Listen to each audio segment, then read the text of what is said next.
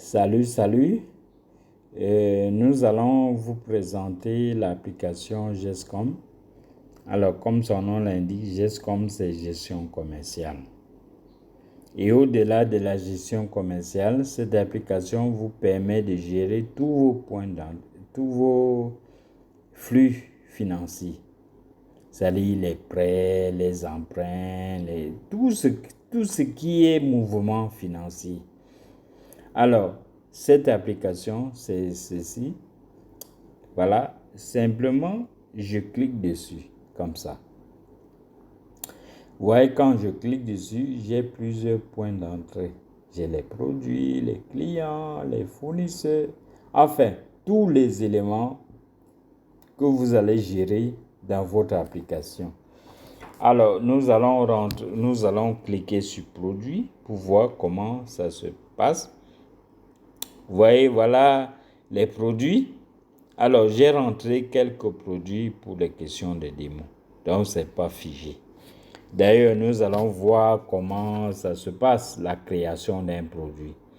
Pour créer un produit, je clique simplement sur ce bouton. Vous voyez le bouton plus? Alors, nous allons cliquer dessus, comme ça. Alors, quand je clique dessus, j'ai également plusieurs points d'entrée. Le premier point d'entrée, c'est ce bouton. Alors, on a écrit dessus, scanner un code barre. Alors, ce bouton vous permet de scanner un code barre pour aller plus vite. Bon, bien évidemment, vous n'êtes pas obligé d'utiliser les codes barres. Une maman qui vend ses tomates au marché, par exemple, vous n'allez pas lui demander de scanner ses tomates. Les tomates n'ont pas de code barre. Alors, alternativement au code barre, vous pouvez saisir la référence, le libellé, prix unité, ainsi de suite. Donc, nous allons passer même à la pratique. Je clique simplement sur le bouton scanner un code barre comme ça. Alors, lorsque je clique, vous voyez, il a déjà scanné.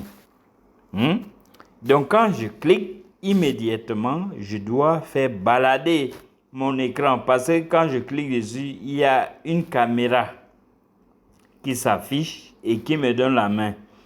Je balade ma caméra à proximité de mon code barre et je dois calibrer mon code. Bon, peut-être vous n'êtes pas obligé d'être un bon photographe, mais vous devez quand même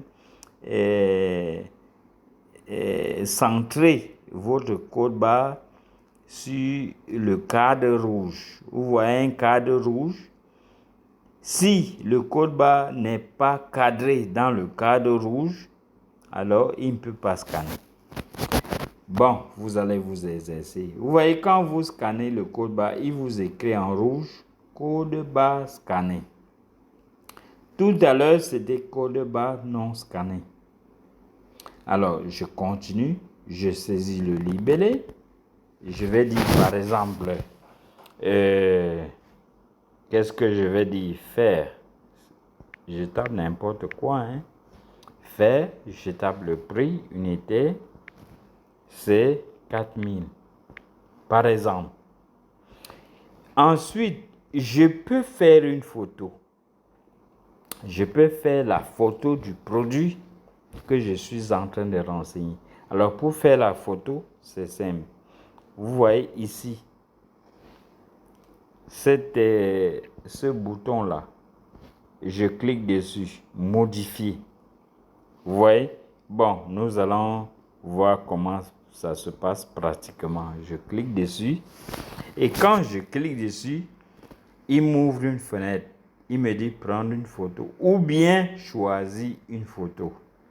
Ça veut dire, si j'ai déjà l'image, je ne vais plus la refilmer. Je la sélectionne tout simplement. Mais si je n'ai pas l'image, je veux la capturer. Je clique sur prendre une photo. Donc, je clique dessus comme ça. Alors, quand je clique dessus, bon, ça c'est mon image, mais je vais retourner ma caméra. Quand je retourne ma caméra, vous voyez, je vais par exemple prendre ça. C'est ce que nous avons pris tout à l'heure, n'est-ce pas? Je clique, voilà, ma caméra a pris. Et je clique sur OK. Vous voyez, ça a pris et je clique sur le bouton plus pour enregistrer. Le bouton plus, comme nous l'avons dit tout à l'heure, c'est ce bouton. Ce bouton-là. C'est le bouton qui vous permet, n'est-ce pas, de valider. Parce que si vous ne cliquez pas sur le bouton, le produit n'est pas validé. Donc, je clique comme ça. Vous voyez, le produit est validé. Donc, bon, si vous voulez que je revienne en arrière pour que vous voyez le produit, voilà, fait, voilà ça, fait. Vous voyez, fait. Bon, continuons. Bon, je préfère revenir plus tard.